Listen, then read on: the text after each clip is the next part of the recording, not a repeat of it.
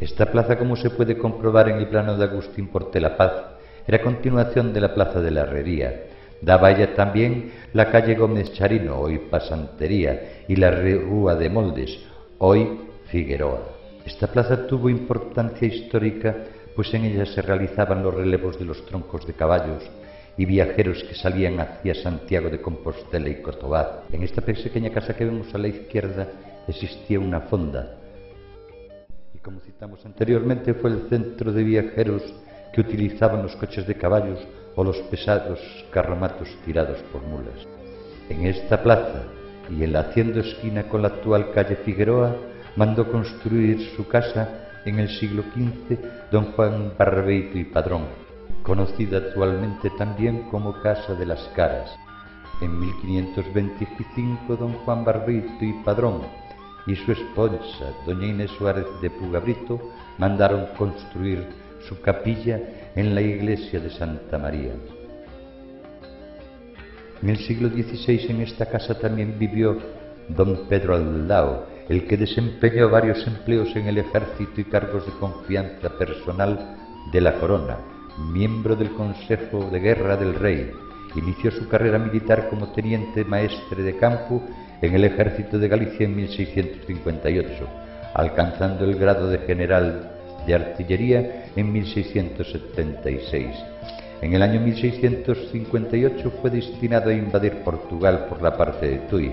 Al frente de sus soldados atacó a los enemigos y distinguiéndose valerosamente. Casa que hace esquina con la calle Pasantería hoy de Sindicatos fue también del valeroso Luis Troncoso, que se hizo notar al lado de don Pedro Aldao en la batalla de 1658 contra los portugueses en los muros de Vilanova. La casa que fue de don Luis Troncoso, que hace esquina con la calle Pasantería, más tarde sería parador, en el que pernotarían importantes personajes de la época. De información recabada, este parador se llamó de la Estrella, y de ahí proviene el nombre de esta pequeña plaza que formó parte de la herrería.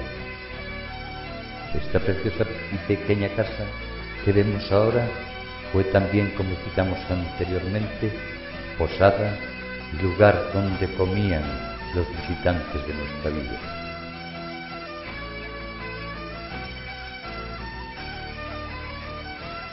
En esta bella casa que fue de don Juan Barbeito Padrón existe una labra heráldica de la que hablaremos ahora. Como esta labra heráldica existen varias en nuestra villa, y sobre todo una en el interior de la iglesia de Santa María, en la capilla que mandó construir don Juan Barbeito y su esposa doña Inés Suárez de Puga. En distintas publicaciones heráldicas se describe este escudo de la siguiente forma: escudo cuartelado en cruz sobre cartela de forma ovalada, timbrado con casco y afrontado con su correspondiente penacho y adornado con lambrequines. Se representan en él los siguientes linajes: en jefe, Padrón, dos veneras de vieiras sobre una columna o pedrón. En el primero, Mariño, de plata 3 fajas con una veneria sobre la misma.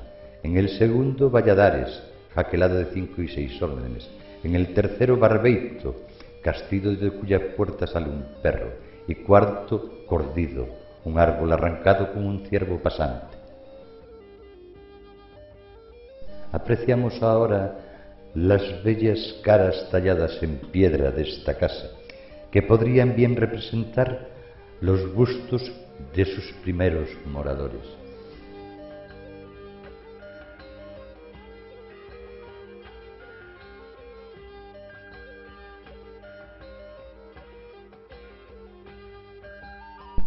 Esta plaza en los meses de verano es el punto de reunión de muchos pontevedreses. Al mismo tiempo que están en ella, hacen comentarios de todo tipo de noticias, desde la más importante a la más insignificante, desde la moda hasta los sucesos más trascendentales y de palpitante actualidad.